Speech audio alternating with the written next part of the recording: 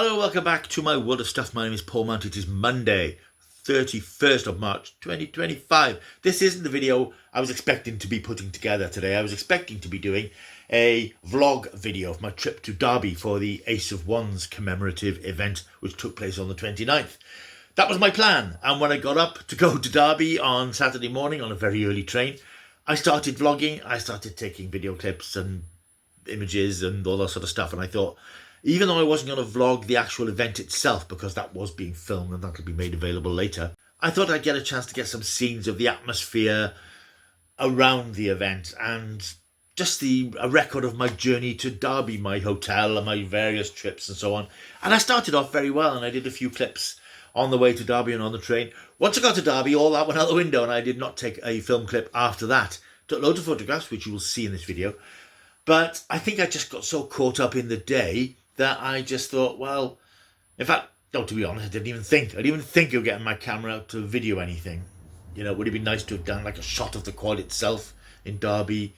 And as I said, just a record of my day and my 2 days, because I came back yesterday, but I didn't do it. So tough if you're looking forward to seeing a Derby vlog. But I will talk about the event because it was an absolute triumph. What a day that was. I'm so pleased that I made the effort to go, because these days I'm often too lazy and jaded to make the effort to go to these sort of celebratory events. And I think that's possibly because a lot of them are Doctor Who themed, and Doctor Who fandom is a little bit divisive, so I don't really want to get too physically involved with that side of Doctor Who fandom. But this was an event dedicated to the classic 1970s children adventure series Ace of Wands, and I talked about it a lot on this channel. I've done lots of reminders about the event itself and features for Starburst over the last couple of issues. I like to think it's helped the show's profile grow a little bit in the last few months, and people have become more aware of it and remembered it, because I think a lot of people have possibly forgotten it, and fortunately its slightly raised profile has helped people to remember it again.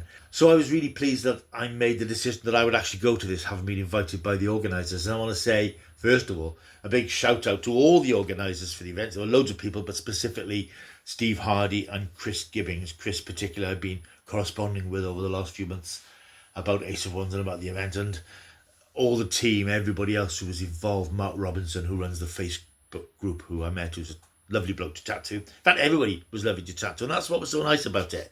It was a real social event with like-minded people who had no axe to grind. They just wanted to share their appreciation of a series that's not been on television since 1974 and not been in production since 1972. So it was just so nice to be in the company of these obviously slightly more mature people, because there were no kids and no teenagers running around, and nobody, you know, as you get to Doctor Who events, I imagine people banging on about new Who and old Who and anyway, all that stuff that I don't like to get into. It was just a group of people, 70 or so people, who just had great fond memories of the show and relished the opportunity to be in each other's company, and particularly in the company of two of the show's stars, Michael Mackenzie, who played Taro across the show's 3-series run, and actress Petra Markham, who appeared as Mickey, his new assistant in the 3rd series. Particularly poignant for her because her husband is unwell and in hospital, and I think initially the plan was to do sort of a video interview with her, but she was able to attend, and I think she appreciated not just the chance to have a bit of respite from looking after her unwell husband, but also to really appreciate how much Ace of Wands has meant to people over the years. And I was particularly touched by Michael and Petra at the event repeatedly saying to the crowd how wonderful it was to be there, and how wonderful it was that their work was remembered and cherished and adored in this way after all this time. And it was so nice to hear them say that, because with Doctor Who events, and again I keep going back to Doctor Who events even though I haven't been to one for years, you know that the stars of Doctor Who know their position in the fan scheme of things. They know what they've given to the show. They know how big Doctor Who is. This isn't that sort of scale of show. This is a show that, as I say, has not been on screen for 5 decades. It's amazing in a way. Any of us who saw it are still around. But it was just so nice to spend time with the stars, and they gave their time so graciously. It wasn't just a question of them going up on stage with a Q&A and then disappearing behind the scenes. Michael Mackenzie was there for the screenings of episodes. They wandered amongst the crowd. They chatted freely with them. They gave their time freely. They posed for photographs, gave autographs. There was a proper photographic session. It was just a superb event. And I was on a personal note, pleased to actually meet Michael, because I did speak to him on Zoom a few years ago to do the interview that's in Starburst at the moment. And I was astonished that when I approached him after a break at the beginning of the event, I thought I'd have to say, I'm Paul Mount, we spoke, you might not remember, a few years ago, but he recognised me instantly. He knew me and he remembered me, and I gave him a copy of the magazine. He was so pleased to see it. And he was like a friend, and I consider him to be a friend, because I've now met him and we got on and we chatted a few times. The event itself was terrific. It was a screening of 2 stories, The Meddlers and Peacock Pie. Then there were Q&As, one with Petra, one with Michael and Petra, and then Michael at the end. But lots of social time, lots of breaks in between where you could wander off and chat. And I just want to say, particularly, it was so nice for some viewers of this channel who came up and said hello. I was wearing this t-shirt, drawing attention to myself as I do. But several people came up and said, "Are you Paul Mount? I really enjoy your channel, really enjoy your reviews." And that's fantastic. That's part of what makes doing this sort of thing worthwhile.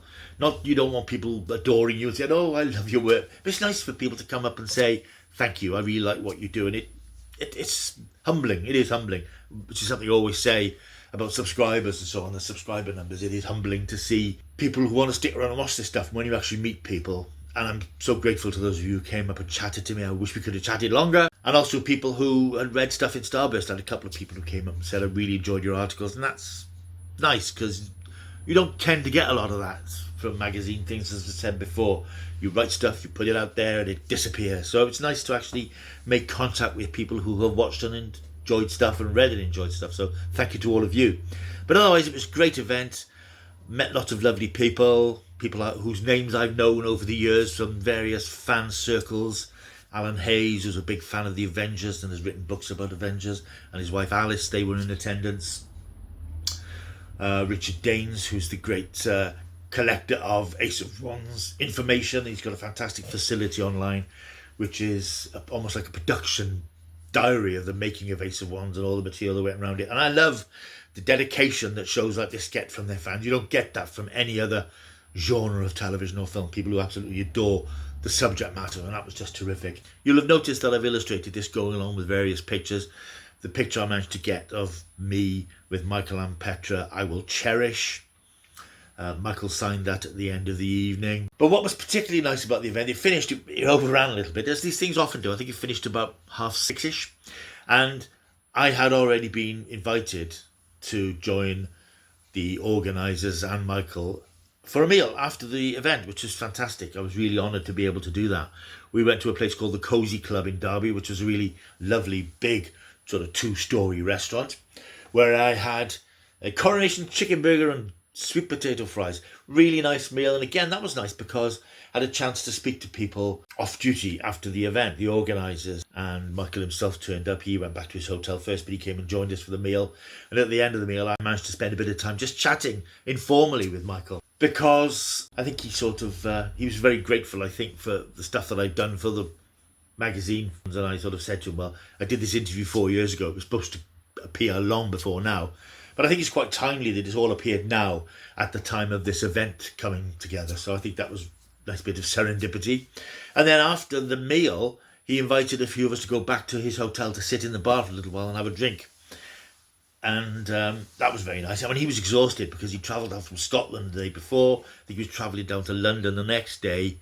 And he treated us all to a drink, and we had a nice little chat until about 11 o'clock. Then I retired to my hotel room to prepare for the trip home yesterday. So it was a great weekend, a really fantastic weekend, and I hope they'll do something similar again. I know that I'm pretty sure Michael and Petra will be up for doing it again. And yeah, just kudos to the guys for organising what was a great day and a really nice, laid-back, relaxing weekend. And it's the sort of thing that you really appreciate when the world is upside down and inside out. It's nice to spend a day away from all that, and a day in the past, and when things were slightly less manic than they are today. So I absolutely enjoyed the weekend. It was absolutely wonderful. But again, apologies for not vlogging it. It was just beyond my capabilities, I'm afraid. And once again, thank you to all of you who came up and said hello. It was very much appreciated. Right, on to the meat of this video. What you're probably here for is a physical media update, a quick update of some bits and pieces I've had over the past couple of weeks. I have actually some discs.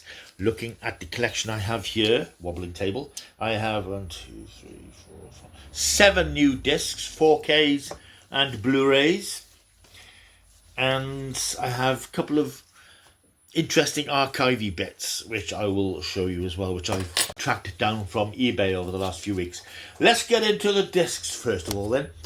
With the Savages having been released, the Doctor Who story, The Savages, having been released on Blu-ray last week, and you've probably, hopefully seen my review of that by now, I was looking at my Blu-rays of animated Blu-rays on my shelf, and I realised that the Faceless ones, the Patrick Troughton story from '66, I only had that on DVD. And I thought, well, I need to get it on Blu-ray. So I popped onto Mr. eBay, and I picked up the Faceless ones on Blu-ray for $6.99. Sealed and opened with its slipcase. Haven't quite taken the label off properly yet. I only got this yesterday. The post came on Saturday, but I wasn't here. It was quite nice yesterday. I came back to nice 4 parcels of things that I'd ordered. And this was one of them, the Faceless ones, which will now slot into my Doctor Who Blu-ray collection. I also picked this up. I saw another YouTuber who had picked this up from Amazon Italy for about £9. It's a steelbook of a film which I really enjoyed watching last year, Wonka, Timothée Chalamet as Willy Wonka, in this fantastically entertaining musical extravaganza, which I really enjoyed watching. And although I'm not nuts and crazy about steelbooks, this was such a good price that it was hard to resist. I think with postage came about £11, something like that. Nice to have in the collection. Wonka. You Wonka. This is an interesting... This could be of interest to some of you. And it might be something that some of you don't know about. If you're fans of Ray Harryhausen and stop motion animation, and I know I've spoken about those sorts of things before. Things like Jack the Giant Killer, which wasn't Ray Harryhausen, but it was stop motion. This is a film which came out last year, having been in production for something like 30 years. This is called The Primevals. I think it's online. You can see it online on Amazon, but I wanted to pick up a physical copy. This is classic 80s style adventure with stop motion creatures, scientists going into unexplored places. I'll read the blurb from the back in case you might be interested. Deep in the Himalayas, a group of Sherpas subdue and kill a towering humanoid creature. Its remains, including a brain that appears to have undergone some kind of surgery, wind up under the supervision of Dr. Claire Collier, played by Juliette Mills, who believes it to be one of the legendary Yeti. Joined by her former student Matt Connor, a long-time believer in the creature's existence, big game hunter Rondo Montana, and others, Dr. Collier leads an expedition into the mountains to track down more of the abominable snowmen. Their trek results in an encounter with a tribe of primitive hominids, which in turn leads to the far more frightening discovery of beings they never could have expected or imagined. The history of this, basically, as it says in the back, stop-motion effects wizard David Allen's long-planned passion project was shelved in the 1980s after Allen passed away from cancer. Finally completed in 2023 by Full Moon and former Allen associate Chris Endicott, who worked on Avengers Endgame. Primevals is the ultimate retro fantasy adventure employing a wild array of arresting 100% hand-rendered stop-motion special effects and a rich orchestral score from composer Richard Band. Primevals lives. So this is a fascinating historical document, as that blurb mentions. This started filming in the 1980s. And it has that vibe to it. It has that Ray Harryhausen feel to it. This could almost be Ray Harryhausen's next project after his last film, Clash of the Titans. It has that vibe to it. It has that feel to it. It's huge fun. And like I say, I think it's on Amazon. But if you want to pick up a physical copy, I think it's about £7 or £8 from Amazon. And I'm looking forward to revisiting this because I think there's a lot I didn't pick up from it watching it. And I really want to give it another look. Excellent. So that's the Primevals. The next 2 were charity shop pickups for, I think these were 50p each, I seem to remember. I bought these about 2 or 3 weeks ago. I like this film. This is a triple play, Blu-ray, DVD and digital copy of a film called We Bought a Zoo. It's a true story, stars Matt Damon and Scarlett Johansson, and it's about this guy who buys a zoo and his struggles to keep it going and keep it alive and his family issues and stuff like that. Not my typical sort of fare, but a really enjoyable film. And it's a feel-good family film, as it describes, and I think it's a nice unassuming, unblockbuster film. I also picked this one up. This is a Disney classic called Big Hero 6.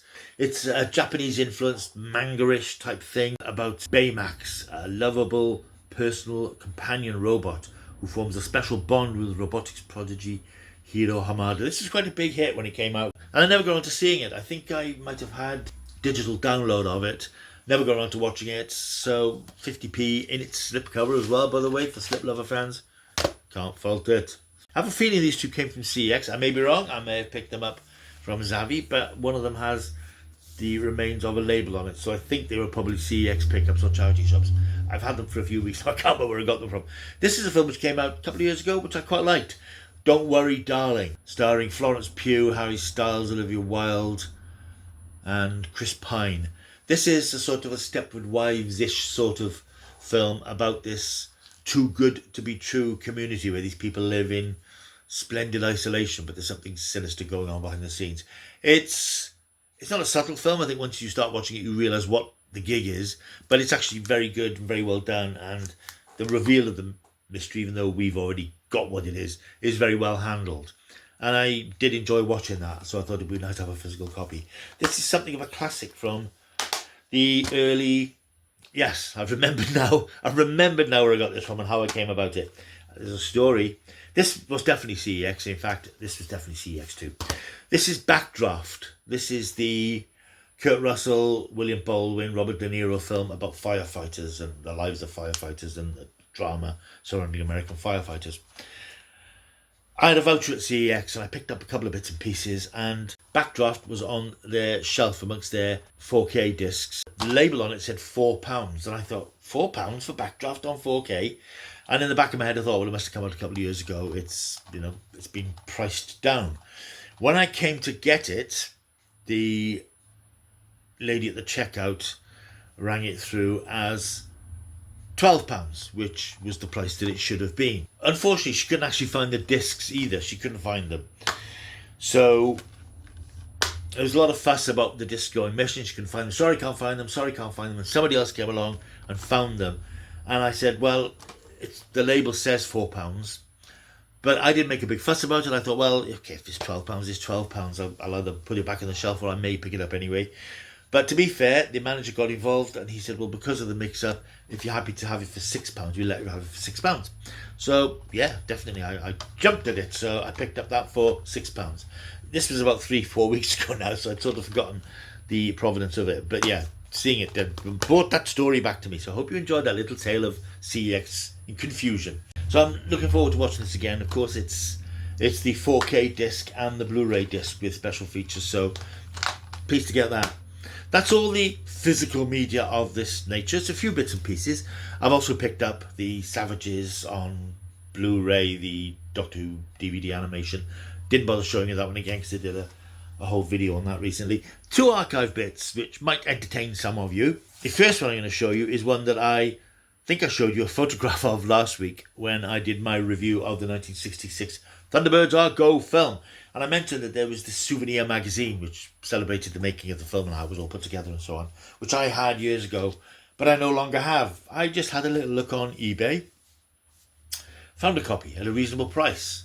Thunderbirds Are Go, the souvenir brochure book, which as I had, and opened up, it's in really good condition. Mine, I know, had loose pages the last time I saw it, but this is still very well bound, and it's got all this background information. I mean, it's not a text-heavy thing, full of lovely photographs of all the models being put together, nice colour photographs from behind the scenes, and it's just nice to have this back on my shelf. So I was very pleased to pick that up.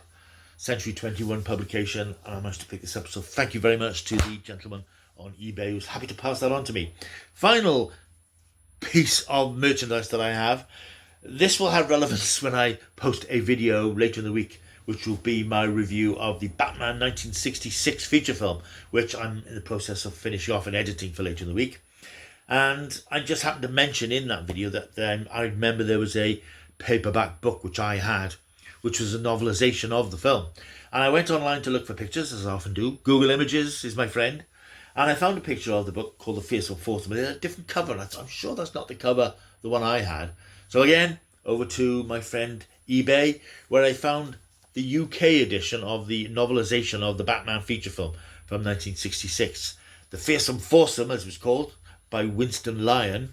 He also did another book called The Ferocious Three, I think it was called, which I've got my eye on as well, which is an original Batman story. But this is the novelisation of that terrific Adam West Batman film from 1966. And as I said, so pleased to pick this up again, because this is another great piece of nostalgia. And a lot of the stuff just faded away. I don't know where it went. I obviously disposed of it somewhere. But it's nice to have this back, and it's in pretty good condition. It's sort of clipped at the top, but I don't care about that. Slightly frayed at the back, but the spine is very good. And obviously this book is from 1966, so there's going to be some page yellow, but it doesn't matter. And I will in fact read that again. So there will be a review of the Batman 1966 film, spoiler for you, coming up later this week. So that's the new stuff I've got. Not a massive amount of things. There were a couple of things I picked up from the Ace of Wands event. This was the souvenir event brochure, which has profiles of the cast, history of the characters, and reprints my Ace of Wands article from Starburst magazine, which came out in December. I also picked up this little amusing little novelty. There were no Ace of Wands comic strips, unfortunately, for various reasons, but this is a little 4-page thing that's been done, which is what if there had been an Ace of Wands comic strip. This was just a couple of quid. It's got like a word search and a comedy thing in the back. And this was quite good fun. And also this is the actual photograph of me and Taro and Mickey, which you've seen earlier on. So that's all the stuff I've picked up lately. There's a few odds and sods, so hopefully there'll be more in the next week or so, or next couple of weeks or whatever. Woo! Right, hope you've enjoyed this video, which, as I said, isn't the vlog I was expecting to do, but I hope you've got something out of it. If you have, and if you're new here, please do the like and subscribe thing. Subscribe to the channel. It'd be wonderful to have you on board. Like, leave a comment down below. If you want a t-shirt, one of these fabulous Keep Taking This Stuff t-shirts, I will put the link down below for you to get hold of one. Coming up in the next few days will be the first impressions video of Captain Scarlet and the Mist Ones and new Captain Scarlet. Recorded that last week. I'm still editing it. I haven't had time because I've been away. I haven't been able to get on with editing it, but that should be up tomorrow with a bit of luck. And there will be a couple of other retro film reviews. When I was in Derby on the weekend, I had an hour to kill on Sunday morning before my taxi came to whisk me back to the station, and I was flicking through the TV and found a classic old science fiction film, which I haven't seen for ages, which I'm going to re-watch properly this week and then do a review of. I'm not going to tell you what that is for now. You'll have to wait and see. So that's where we're going for the immediate future. I do hope you've enjoyed this video. If you have, as I said, leave a comment, like and subscribe, all that sort of stuff. I will see you soon, but until I do, yeah, keep taking this stuff.